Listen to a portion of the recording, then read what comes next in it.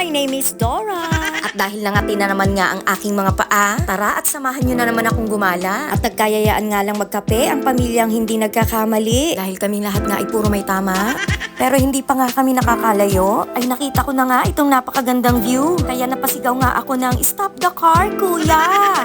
At ako'y magpipictorial muna. At may paslow mo pa talagang nalalaman. O diba nga? At feel na feel. At sino ka, Jorn? At bumaba nga rin ang Ate Thea upang magpa-picture. Kasama nga niya itong napaka-cute na si Mitzi. Baka malito kayo kung asan dyan si Mitzi. At dito nga sa Cafe de Almasiga nagpunta, ang pamilyang kahit walang laman nga ang bigasan, basta may maipost lang na kayabangan. At pagpasok ko pa nga lang ay namanghana ako sa ganda ng place na to. At hindi mo nga aakalaing dito lang ito sa Maliko. Napakaaliwalas nga. At Hobbit-inspired nga ito. At dahil weekends nga nung nagpunta kami, kaya medyo maraming tao. At nang makita ko nga ang menu, nasabi ko sa mga kasama ko na kanya-kanyang bayad to. Kaya itong Kuya Sed nyo nga ay natawa. Dahil wala nga daw siyang dalang pera. Oh no!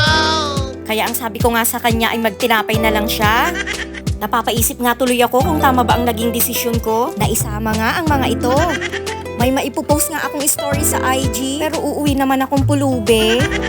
At habang kami nga ay nag-aantay ng aming mga orders, ay may naisip nga akong idea. Wow! Kaya't ako ay nagpa-picture nga muna para may maipagyabang na naman sa my day ko mamaya. Sabi ko nga sa kanila, ibabawas ko na lang sa allowance nila yung nagastos nila. Pero ang Ate Thea nga ay natawa dahil piso na nga lang ang matitira sa baon niya. At finally, dumating na nga ang aming mga orders. At dahil nga mayabang ako, lahat nga ng klaseng pasta sa kanilang menu ay in-order ko. Maliban nga sa isa na di ko kayang i-pronounce ang pangalan nito. At dito nga sa Maliko, ay huwag mo ngang iiwan ang iyong kape ng ilang minuto. Dahil kapag binalikan mo na nga ito, ay magiging iced coffee na ito. Overall nga ay enjoy na enjoy ang mga kasama ko sa kanilang pagkain. Pero pangiting-iting nga lang ako. Pero iniisip ko na nga kung saan ko kukunin ang allowance namin pang isang linggo.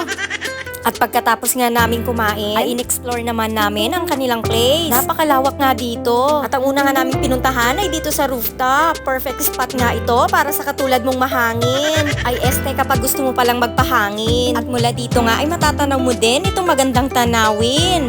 At mula dito nga ay matatanaw mo rin itong napakalaking puno ng almasiga na nakatayo dito nga mismo sa gitna ng kanilang cafe. At habang ini-enjoy ko nga ang malamig na simoy ng hangin at magandang tanawin, ay biglang may tumawag nga sa akin. Iniwan na pala ako ng aking mga kasama dahil nauna na nga silang bumaba. Kaya't dali-dali nga at ako'y sumunod na rin sa kanila. At sabi ko nga sa aking videographer, na isunod nga lang niya sa akin yung camera kasi gusto ko yung stolen shot lang ba? Ayaw, lima. Tour, parang tour. Maglakad ka lang kahit saan. Wide to. Huwag ka titingin dito. At medyo nagagalit na nga ang aking videographer. At ang dealing nga sa akin ay huwag daw akong titingin sa camera. At sabi pa nga niya ay huwag daw akong magulo para makuhanan nga daw niya ako ng magandang anggulo. 괜찮아. 괜찮아. 괜찮아요.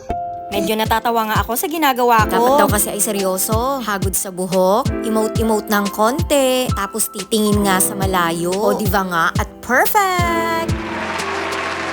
At nang matapos na nga kaming mag-picture-picture, ay tinuloy na nga rin namin ang pag-e-explore. At narating na nga namin itong Riders Hill. Sobrang lawak nga dito. At sinusundan nga lang namin itong trail na ginawa nila. At sa kakalakad nga namin ay napadpad kami dito sa napakagandang hardin na may napakaraming bulaklak. Wow! Kaya't sinabihan ko nga ang aking videographer. Nakuhanan niya ako ng video sa gitna. At ang gusto ko nga ay maladiwata. Pero syempre nga stolen shot pa rin ang peg. Kaya't sinabihan nga niya ako na wag akong titingin sa camera. At sa puntong yan nga ay nagagalit na siya sa akin. Kaya't ang sabi ko nga ay ulitin na lang namin. At promise nga ay hindi na ako titingin sa camera. Okay na ba yan, kuya? Napakahirap palang maging diwata. Ayaw, lima. Maya-maya nga ay nakita ko ang Kuya RJ at Ate Thea. At gamit nga itong pulang lubid ay naguunahan nga silang makapunta sa taas. At sabi nga nila sa akin ay dito daw ang pinakamabilis na daan. Pero ang sabi ko nga ay baka malaglag lang ang matris ko dyan. At buti na nga lang at meron pala itong hagdan. Napakalawak nga nitong Cafe de Almasiga. At naa-amaze na kami sa aming mga nakikita. Napakadaming iba't ibang punong kahoy at halaman nga ang nakatanim dito. Yung iba nga ay rare. At yung mga iba naman ay endemic lang dito sa Pilipinas. At dahil nga bida-bida ako, ang sabi ko nga ay dapat ako ang mauna. Pero paglingon ko nga ay iniwan na ako ng aking mga kasama. Oh no! Kaya nga para hindi ako mawala, ay bumalik na lang ako upang hanapin sila. Mali-mali nga daw kasi ang tinuturo kong daan. Kaya nga sa puntong yan ay sila na lang ang aking sinundan. At maya-maya nga ay may nakita akong parang mga iglo. At ang sabi nga ng mga nagtatrabaho dito ay gagawin daw camping site ito. At nag-uusap-usap nga ang aking mga kasama. Na kapag natapos na nga daw ito ay kailangan nilang ma-experience sa matulog dito. Napapaisip nga tuloy ako, hindi kaya mabubudol na naman ako? Kaya't ano pang inaantay nyo? Pasyalan nyo na din itong Cafe de Almasiga, mga amiga. Yun lang. Bye!